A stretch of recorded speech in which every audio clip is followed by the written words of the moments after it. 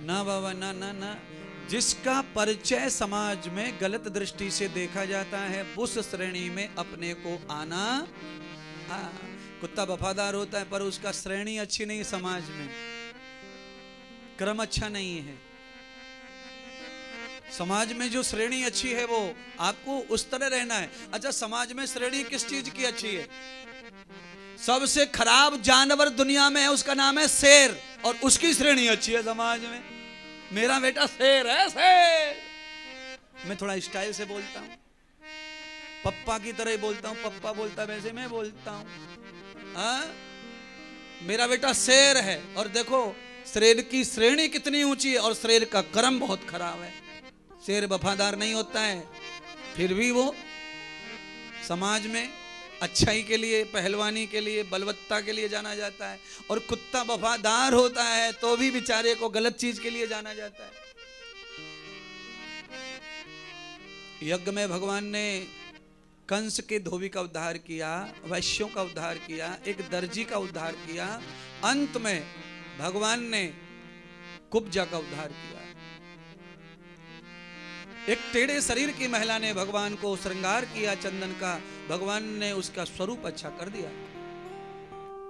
यथा दानम कृतमूल चंदनस्य, चंदन का दान करने से स्वास्थ्य अच्छा होता है, पुण्य आता है स्वास्थ्य के लिए। आप भगवान को चंदन देते हैं, गुरुदेव को चंदन देते हैं, आपका पुण्य, सौंदर्य, स्वास्थ्य अच्छा होता है उससे। आपके सभी गंदे काम छूटते हैं और अच्छाइयां, सुगंधित काम बनने लग जाते हैं। कंस का यज्ञ जो होना था भगवान तो जानते थे कोई यज्ञ नहीं है, धोखे से बुलाया है। धनुष रखा था, तोड़ ताड़ के फेंक दिया। युद्ध हुआ, बलराम जी ने जो गदा घुमाई, सारे सिपाही औंधे तिरछे डाल दिए, पटक पटक के मारे। बाद में सुबह अपने बाबा को लेकर के यज्ञ में पहुंचे तो हाथी ने तांडव मचा दिया। भगवान ने हाथी को निरपराध समझा और उसे इंद्रलोक में फेंक दिया, स्वर्ग भेज दिया हाथी को, मारा नहीं। कंस से युद्ध हुआ, कंस का भी खेल समाप्त कर दिया। कंस की पत्नियों को भगवान ने स्वास्थ्य दिया, धानस दिया, अपने माता पिता का वचन पूरा किया। 11 वर्ष के बाद आप मुक्त हो जाएंगे सभी दुखों से। आज मेरा आगमन हुआ है। मैंने दूसरे दिन की कथा में कहा था, अगर आपका गुरु अच्छा है और आप गुरु के वचन का ही पालन करते हैं, दूसरा इसका उसका नहीं मानते हैं, तो 11 साल में आपका धरती से आसमान तक सब अच्छा हो जाएगा,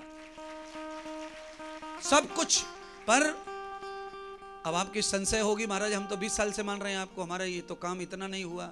इसका पीछे रीजन है, आप महाराज के गुरुजी के साथ आप कई और को भी मानते हैं, आप उनका भी टोटका करते हैं, उनका भी टोटका करते हैं, आप उनका भी टोटका करते हैं। ना ना ना ना ना ना, ज्यादा टोटके इकट्ठे हो जाते हैं तो सब चीज की खिचड़ी हो जाती है।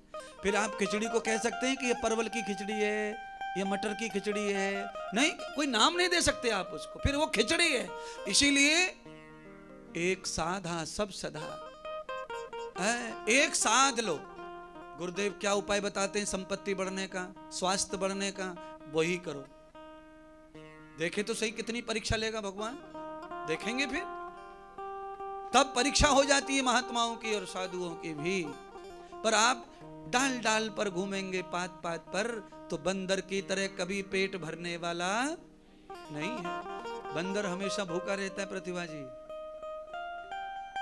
कितना भी जिमा दो उसको, कितना भी जिमा दो, पेट भर के उल्टियां करने लग जाए, इतना खिला दो, पर भूख उसकी कभी खत्म नहीं होती, उसकी गंदगी नहीं जाती है, उसके अंदर जो हरकतें हैं वो कभी खत्म नहीं होती हैं। इसीलिए डाल डाल और पात पात पर जो भटकेगा वो बंदर की तरह चंचल रहेगा, कभी शांति नहीं मिलेगी उसको। बंदर को कभी शांति नहीं है। बंदर सोता है तो भय से सोता है, भय से।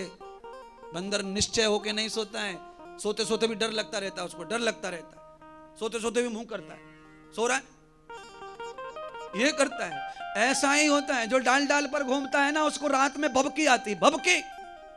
और जो एक ही डाल का भरोसा करता है वो रात को 10 बजे खर्राटे मारता है महाराज।